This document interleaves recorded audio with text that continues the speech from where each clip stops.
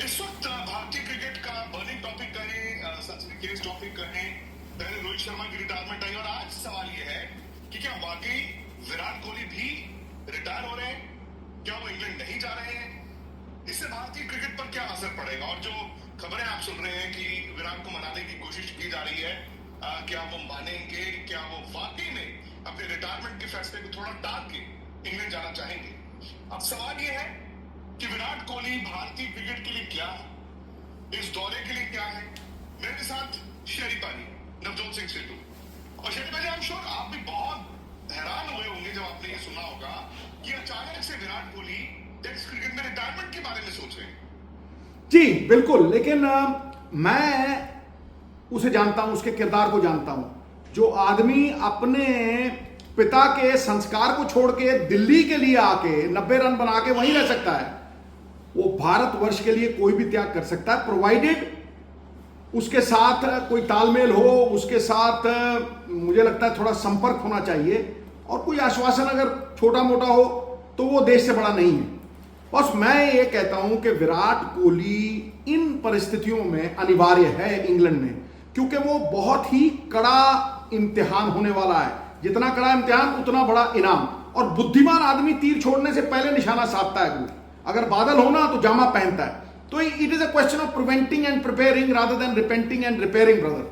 तो मैं क्यों मानता हूं, अब सवाल इसमें आए कि कोहली के जाने से क्या फायदे होने वाले हैं। नंबर एक, कि रोहित के जाने के बाद अनुभव की बहुत कमी है, और इसका प्रमाण मैं देता हूं तुम्हें कि आप अगर कप्तान गिल को बनाते हैं, मैं गिल के लिए हूं हमेशा। I think is a future, जैसे कहते हैं ना एफडीआर की तरह इनकैश कर सकते हो, लेकिन गिल का सब कॉन्टिनेंट के बाहर अगर रिकॉर्ड देखें तो 25 की औसत है, 250 है, एक भी 100 नहीं है ब्रू।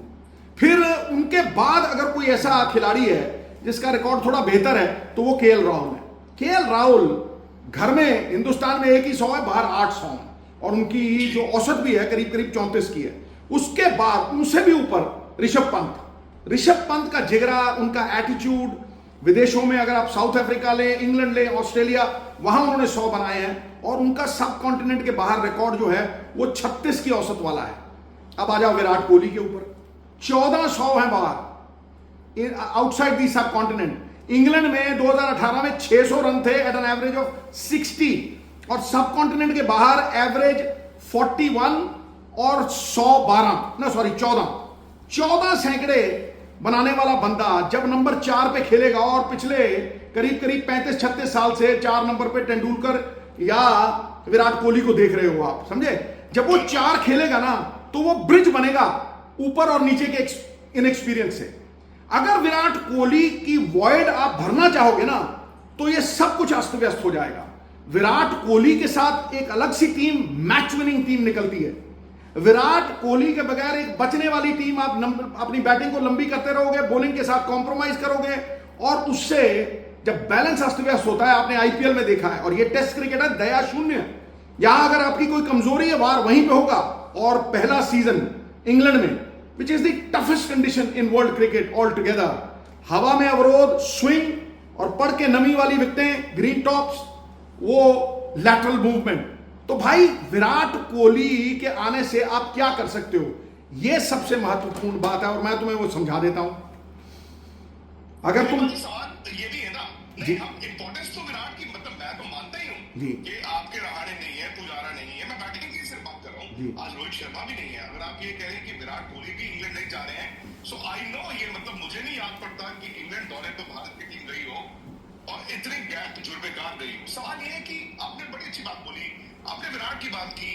अनफॉर्चुनेट उन्होंने कहा, आपने कहा कि उनके पिताजी की डेथ के बावजूद वो दिल्ली के लिए खेले और वो देश के लिए खेलेंगे। साथ में आपने ये भी कहा कि उनके साथ कम्युनिकेशन होनी चाहिए। क्या आप मानते हैं कि कुछ कम्युनिकेशन गैप है, या फिर आप ये मानते हैं कि इस वक्त वो मोटिवेशन की बात, बिल्कुल 10,000 रनों से 700 कुछ रन पीछे है, और 10,000 रन पारी एक पैमाना है टेस्ट क्रिकेट में, ग्रेट टेस्ट का, तो कोई क्यों छोड़ना चाहेगा? देखो, मुझे नहीं लगता कि वो माइलस्टोन के लिए खेलता है, मुझे लगता है वो टीम को जिताने के लिए खेलता है। यद्यपि आज भी कोई जिम्मेदार आदमी बोर्ड से और सबकी इज्जत करता है, वो ऐसा नहीं है कि वो उसमें कोई गुरूर है। कोई उनसे कहे कि भैया तुम्हें देश को तुम्हारी जरूरत है और तुम्हें देश के लिए ये करना है, मैं तुम्हें गारंटी देता हूं 200%। उसके किरदार में है भाई, वो मतलब कोई लुकी छुपी बात नहीं है। अगर तुम विराट कोहली को खिलाते हो, मैं तुम्हें 11 बनाता हूं, 11 बनाता हूं, तुम देखो उस 11 की ताकत देखो तुम। आप बता रहे हैं अभी पहले टेस्ट मैच की बेस्ट 11। हाँ विराट रिटायरमेंट अनाउंस नहीं करेंगे, बिल्कुल पे जाएंगे। बिल्कुल। और फिर तुम विराट के बिना बना के देखना, सब कुछ हिल जाएगा ब्रो। हर जगह पे एक समझौता करोगे और तुम्हें यही नहीं पता होगा कि एस्टेब्लिश किसको कहां पे करना है, ये यही नहीं समझ आएगी।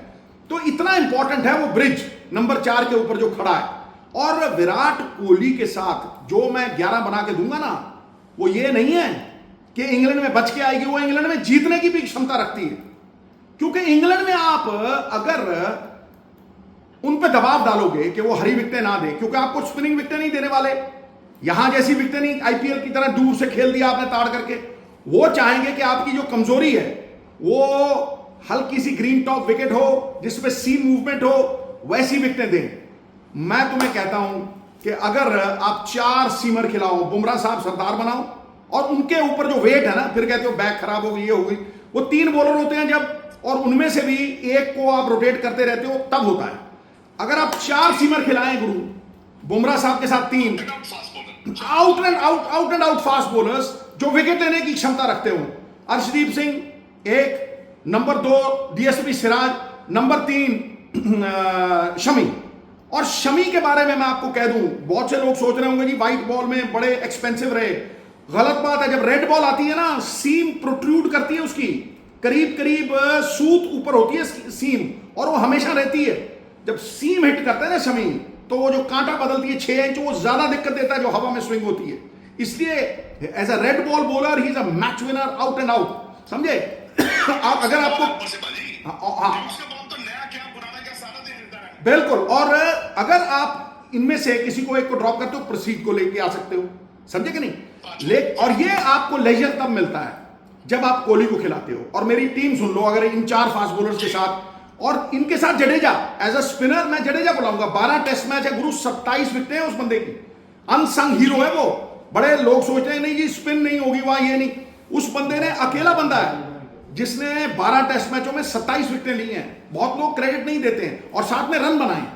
तो मेरी टीम गुरु, अगर मैं विराट कोहली के साथ बनाता हूं तो साई सुदर्शन और जायसवाल, से आप ओपन करें। बिल्कुल, क्योंकि टेक्निकली करेक्ट मुझे नहीं लगता कि उससे तगड़ा खब्बा है कोई, जो मतलब जिसका सिर हमेशा टो पे रहता है, जो क्लोज टू द बॉडी खेलता है, जो दूर से खेलता ही नहीं, और जो ऑर्थोडॉक्स क्रिकेट का मास्टर है और जो फॉर्म में है। Sai Sudharsan, Jaiswal to open, number 3 पे गिल, नंबर 3 पे गिल आपने वाइस कैप्टन बनाए, बिल्कुल ही इज द फ्यूचर 100%। जी, शुभमन गिल 101% कप्तान, मैं ये कहूंगा बन चुके हैं। चलो तो देखो, फिर मैं फिर आनाकानी नहीं करूंगा। मैं तो एक विकल्प दे रहा हूं जो मुझे लगता है कि देखो, जब आदमी देश के प्रति ऐसा हो के जीतना चाहता हो, और जब उसको लगता है, और मुझे नहीं, 150 करोड़ हिंदुस्तानियों को लगता है हार जो है ना इतनी चुभती है, defeat is not better if you don't swallow it, किसी से हलक से उतरती नहीं है। और खास तौर पे जब आईपीएल खेलने के बाद सारे फॉर्म में हो तो वो उतरती नहीं है। तो मैं जो कह रहा हूं उसका कोई कारण है, वो कारण तुम्हें मैंने आधा तो बता दिया और आधा मैं टीम बता के बताता हूं। देखिए, Sai Sudharsan Jaiswal open, number 3 Gill, number 4 Kohli, number 5 Rahul, KL Rahul. आपने बहुत स्पेयर टायर की तरह यूज किया है, जब डिफिकल्ट कंडीशन आती कहते ओपन करो, ठीक है? उसको सम्मान दीजिए। वो नंबर 5 पे है, नंबर 6 ऋषभ पंत, ठीक है? नंबर 7 पे आके जडेजा, और 4 फास्ट बॉलर, और 4 fast bowler out and out right नहीं खिलाना चाहते आप, नंबर 8 तक बैटिंग करना चाहते हो, तो भैया नीतीश रेड्डी को आप ले आओ और 3 फास्ट बॉलर खिला लो। ये दूसरा विकल्प भी है, समझे? लेकिन अगर आप कोहली को हटाते हो, फिर आपको ऊपर नीचे दोनों जगह आप कहोगे यार केएल राहुल ऊपर जाए, साई सुदर्शन नहीं खिलाएंगे, यार हमें अनुभव चाहिए ऊपर। आप राहुल को ऊपर खिलाओगे, राहुल के साथ आप जायसवाल को खिलाओगे, फिर नंबर 7 पे आप कहोगे नीतीश रेड्डी खेले। नीतीश रेड्डी जो खेलते हैं, ही is a very good batsman, और ऑस्ट्रेलिया में रन बनाए हैं। लेकिन अगर आप देख रहे हैं उसके बाद रन नहीं, वो भी छोड़ दो। मैं कहता हूं एज अ बॉलर क्या वो 5 विकेट का स्पेल ले सकते हैं इंग्लैंड में? मुश्किल। फिर मतलब जो मैं कहता हूं ना कि आपको स्पेशलिस्ट चाहिए, आपको बिट्स एंड पीसेस नहीं चाहिए, तभी आप टेस्ट मैच फिर कॉम्प्रोमाइज कर जाते हो। The collapse of a team's character stems from, बिखरता है with the compromise corner, it stems from the compromise corner. तो आप वो कॉम्प्रोमाइज अगर नहीं करते तो फिर आपके पास विकल्प ही विकल्प है भाई। फिर आप चाहे नीतीश रेड्डी को खिलाएं, चाहे आप कुलदीप को ले आएं, समझे नहीं, और आप अगर स्पेयर्स में रखना चाहते हैं तो मैं समझता हूं Shreyas Iyer is a wonderful option भाई। अगर आप नए बंदों में से लेना चाहते हैं तो आप करुण नायर ले सकते हैं, रहाणे ले सकते हैं, समझे। तो ये, और सेकंड विकेट कीपर आप ध्रुव जुरेल को लेंगे, क्योंकि KL Rahul is not a regular wicket keeper boss. उसको जबरदस्ती कहते आपकी मूर्ति बन के चढ़ जा बेटा सूली पर, राम भली करेंगे, वो नहीं करना चाहिए, क्योंकि टेस्ट क्रिकेट में you will need a specialist wicket keeper. और उसके बाद आप रिजर्व में आप फास्ट बॉलर्स भी ले जाते हो, आप वॉशिंगटन सुंदर को भी ले जाते हो, अगर 16 में ले जाना चाहो वहां भी ले जा सकते हो। तो वो आपकी ऑप्शन आपके पास पूरी तरह से वो है। लेकिन कोहली एक ऐसा पुल है, एक ऐसा ब्रिज है जो टीम को संतुलन देता है, आपको 4 फास्ट बॉलर खिलाने की इजाजत देता है। और अगर आप 4 फास्ट बॉलर खिलाते हैं, here is the catch, 4 fast bowler जबरदस्त आग उगलने वाले, विकेट लेने वाले खिलाते हो, मैं कहता हूं the English will not dare to give you the pitches which they think are detrimental to your psyche. वो आपको फिर हरी पिच, क्या होगा बाजी, आपको 300 रन वाली बैटिंग चाहिए कम से कम। आप देखो, आप इंडिया भी डालेगा करेक्ट। और इंग्लैंड की टेस्ट क्रिकेट में भी वैसे देखा जाए तो उनकी भी ट्रांजिशन ही चल रही है बैट्समैन में। सो आपकी अगर ये बॉलिंग रहती है, एंड कंसीडरिंग कि आप जून जहां ठंड होती है और हेडिंगले जहां पे सीमिंग ट्रैक है, आप वहां से शुरू करते हो, तो भाई 300 पौने 300 वाले, बट सवाल आ जाता है 300 पौने 300 रन कैसे बनाने। एम आई राइट? एब्सोल्युटली। और फिर जो तुम्हारे 4 फास्ट बॉलर है ना बुमराह जी के साथ, वो दुगने तिगने। अगर आप ऑस्ट्रेलिया की तरह 160 में लुढ़क जाओगे, 150 में लुढ़क जाओगे और दोनों तरफ कॉम्प्रोमाइज करोगे, तो फिर बुमराह साहब की बैक के ऊपर भी लोड है।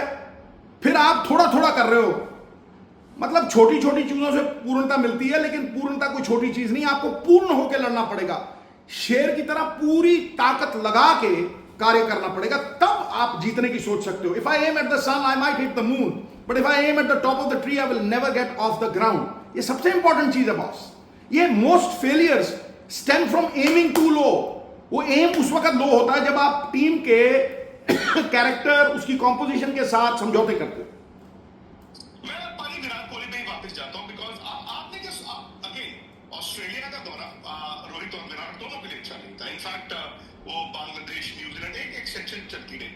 रोहित का तो मुझे लग रहा था उस वक्त, to be very honest, Rohit का मुझे लग रहा था, हालांकि आपने कहा था कि अगर रोहित को कप्तान के तौर पर आप इंग्लैंड जरूर लेकर जाओ, उनके तजुर्बे को इस्तेमाल करो, बिकॉज इंग्लैंड जो भी है एक नए कप्तान के लिए आसान नहीं होगा वहां पर। बाजी ध्यान से, दूसरा ये भी एक ऑप्शन था कि क्या हम एक सीरीज या कुछ महीने विराट को कप्तानी दे देते। मैं ये नहीं कहता कि विराट ने ऑफिशियली आके नहीं बोला है, ये सुनी सुनाई बातें हैं कि ऑस्ट्रेलिया में ये कहा गया था कि भाई शायद विराट ने ये इच्छा जाहिर की है कुछ लोगों को कि भाई I can take care Indian territory, जैसे मे बी अनिल कुंबले का साथ हुआ था।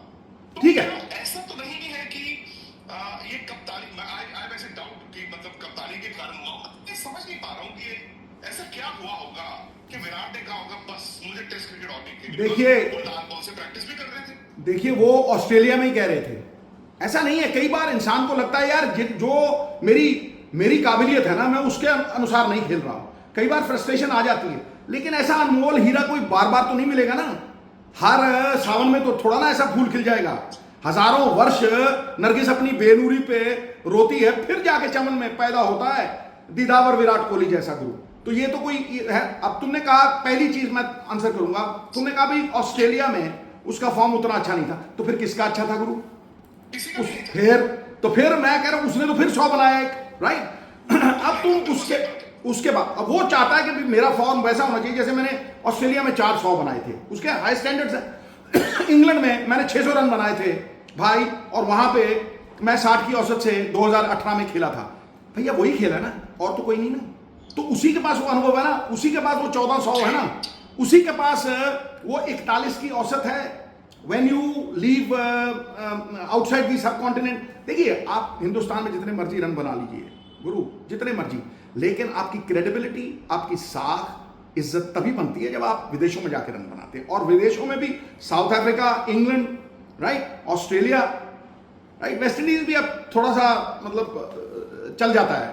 तो इस मापदंड पे आपको विराट कोहली से बेहतर जो शिप का रडर है ना, वो कोई नहीं मिलेगा। एंड रडरलेस शिप लेके जाओगे, ये सोच के जाओगे कि हम प्रिपेयर कर रहे हैं, करो प्रिपेयर यार। अगर आप फ्यूचर की सोच रहे हो तो इंडिया से शुरू करो ना।